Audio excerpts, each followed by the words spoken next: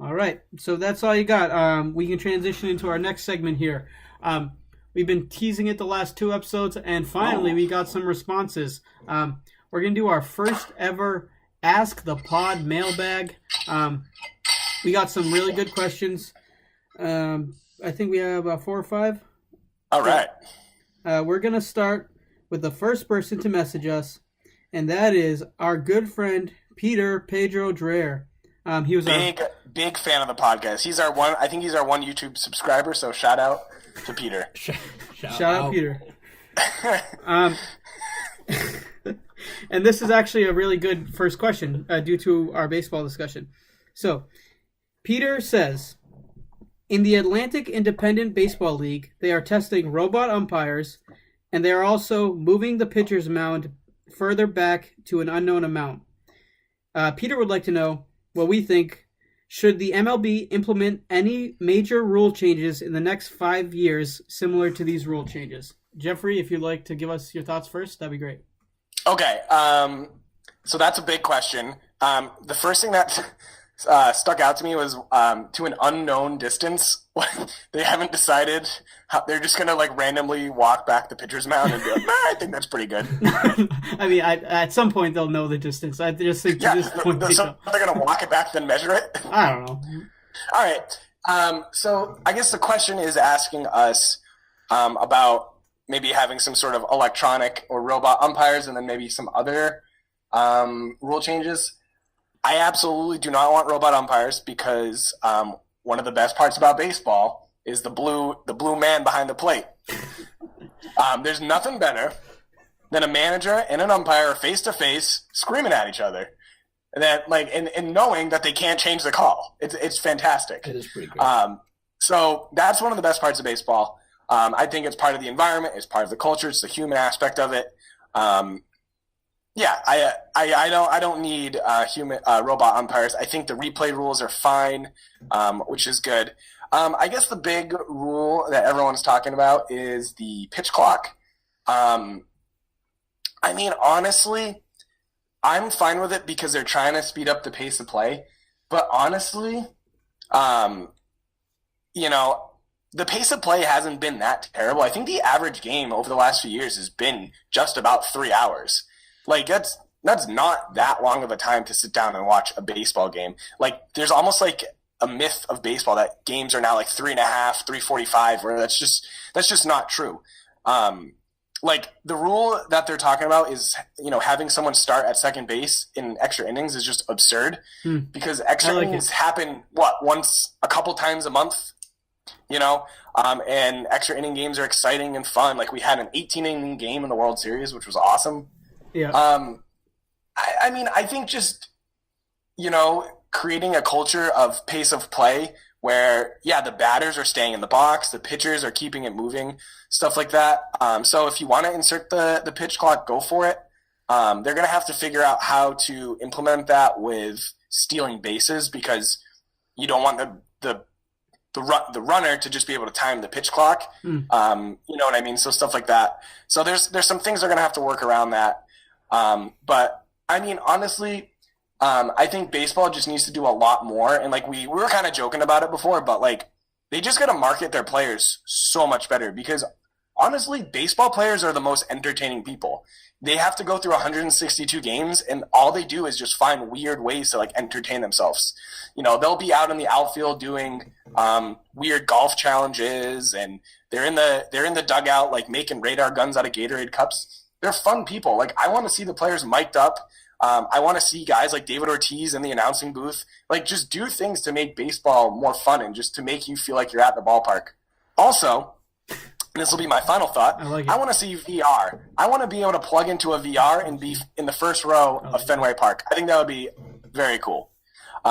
So, Peter, that was a great question, and that was kind of a long-winded answer, but I'm very passionate about baseball, so just thought I'd throw that out there. No. Can I touch on something real quick? Yeah, go ahead. Why did I just want to go into more, Jeff? Why did you want to see David Ortiz as an announcer? Okay.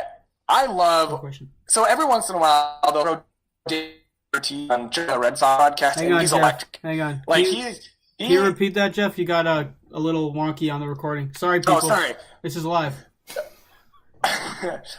He is just passionate and fun. Like, I don't know why MLB broadcasts just want to have like John Chiambi and Bob Costas and just these guys that are just like the 1-2 pitch outside. You know, Ortiz is fiery. He's passionate. He knows the game because he played it. And, you know, he's like having Bill Walton in the booth. You never know what you're going to get from him. Love I love Bill it. Walton. English, Spanish, you don't know what he's going to be speaking. He loves to just start, you know, yelling at Christian Vasquez like in Spanish. And I think it's just entertaining because that's just like how he played the game with passion. So I want to see more of that. I like it. I won't add too much Thanks. more because I agree with a lot of what you're saying.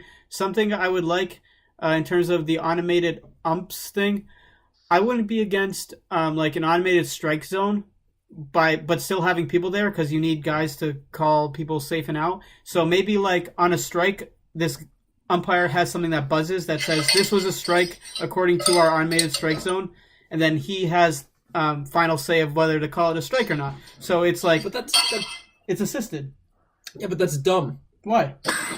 How's that dumb? Well, you got a robot telling you 100% yes or no, but then he's gonna decide. Because if he wants to put himself in the drama of the game, like Jeff's saying, but also if it's a borderline pitch and based off the batter's height or something, That's gonna cause a riot. I love it. Let's riot it up. And the second thing is, I agree generally. I don't think baseball games are too long, but it could be crisper. So, you know, same amount of time, but just seems like it goes faster. And I think the pitch clock will go a long way towards that. But yeah. Thank you, Jeff.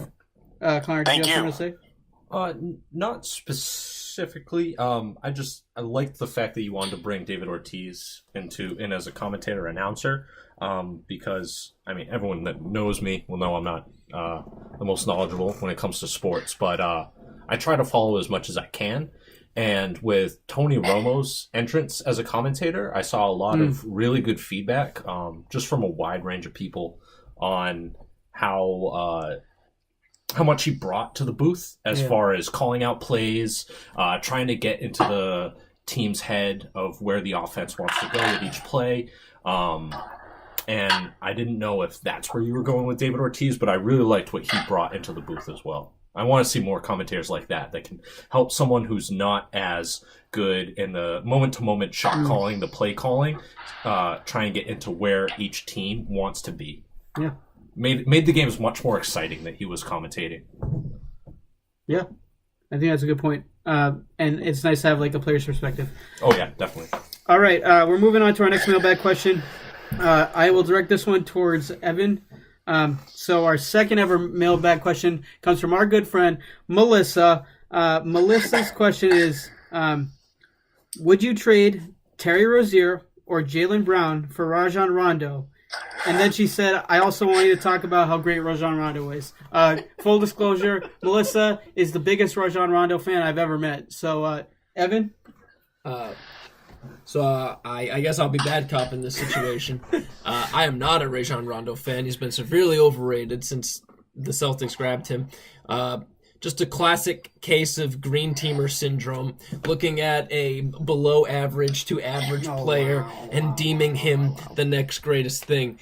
Fun fact for you, Rajon Rondo has never averaged more than 13 points a game. Wow. And he's never averaged more than 10 assists a game. Wow. For someone I don't think that's it's true. Okay, for keep talking. for someone who puts his game on National TV Rondo. I'm an assist guy. You know, I don't score. More of a Bob Cousy type player, but you're really not. He's just this terrible player. However, having said that, I would probably trade him right now for Terry Rozier because Terry Rozier looks like a scrap of garbage. I just want to add, Rondo has averaged 11 assists, looks like 4 times. So That's right. That's pretty good. it's not a lot more than 10, but it's more than 10.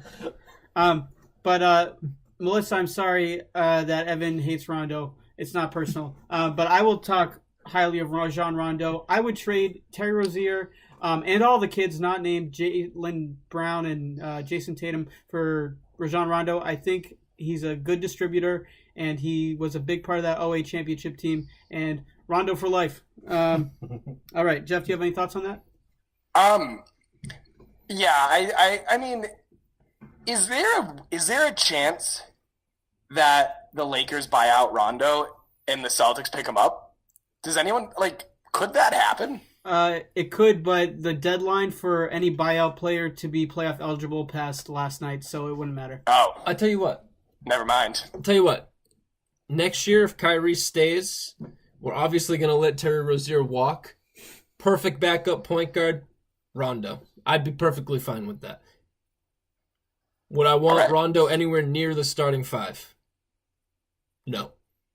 Absolutely not. Also, one more thing to add. In terms of greatest Celtics players of all time, one player definitively ranks above Rajon Rondo. Delonte West? No, and his name is Antoine Walker. Oh, boy.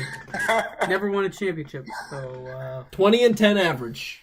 20 and 10 average. so he's like Carmelo Anthony. Great. Congrats. Great player for the Celtics. The Walker Wiggle. That's true. All right. Thank you, boys. We got a couple more. We'll try to speed through these. Our next question comes from Melissa's long-term boyfriend, Nicholas Vom. Nick Vom has another basketball-related question. Oh, by the way, they're a beautiful couple, been together, very happy. And I just want to say, PSA, couples that pod together, stay together. Remember that. So share this with your loved ones. Evan didn't like that line. I thought it was kind of funny. Happy Valentine's Day. Retroactive. 2019. No, 2018. No, this Next is Valentine's Day will be 2020.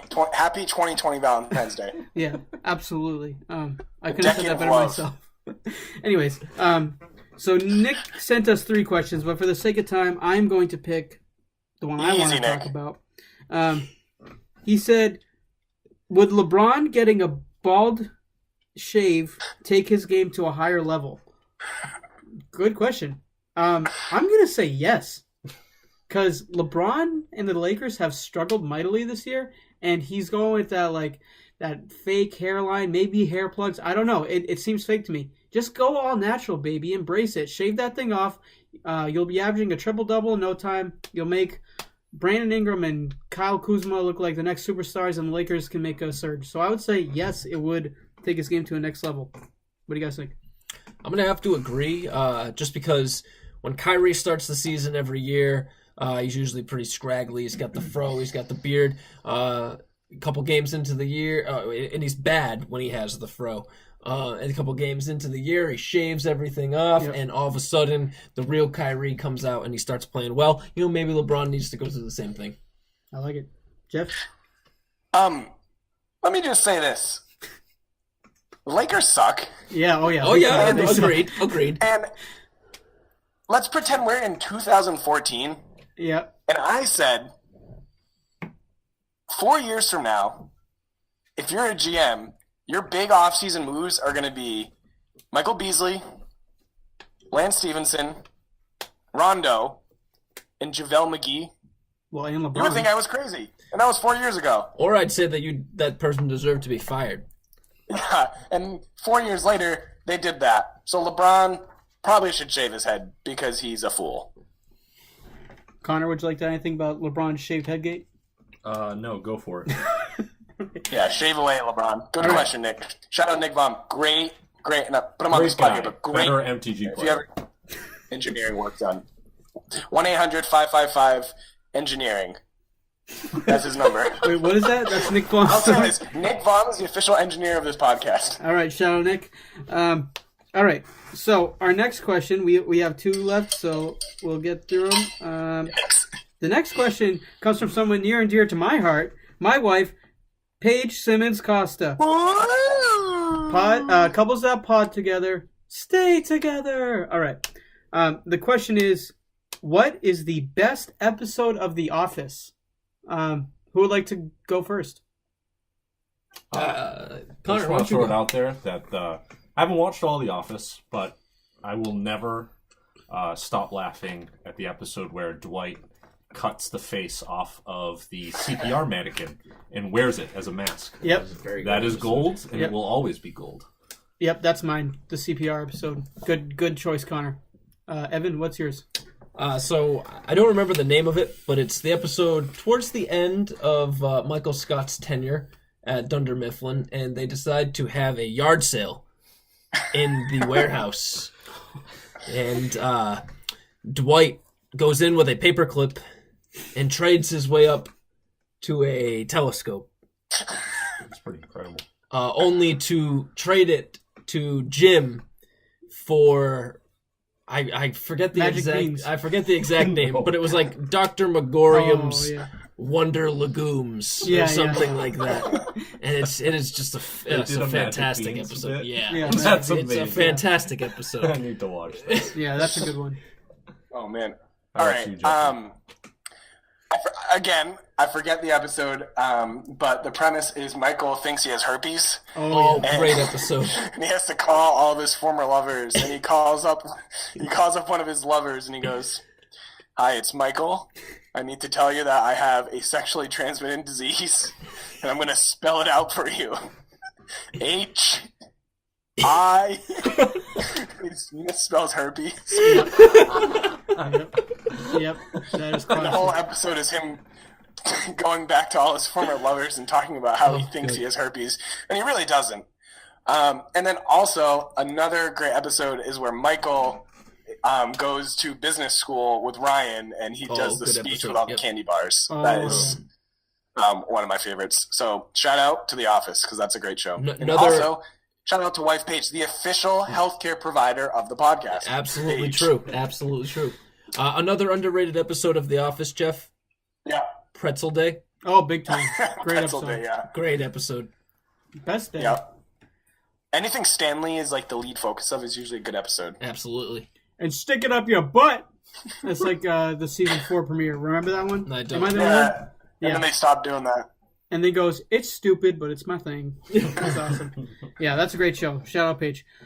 All right, we got one more mailbag question we got to get to, and it's another great one. This comes in from another good friend of ours. They're all going to be good friends of ours. We're a very small podcast.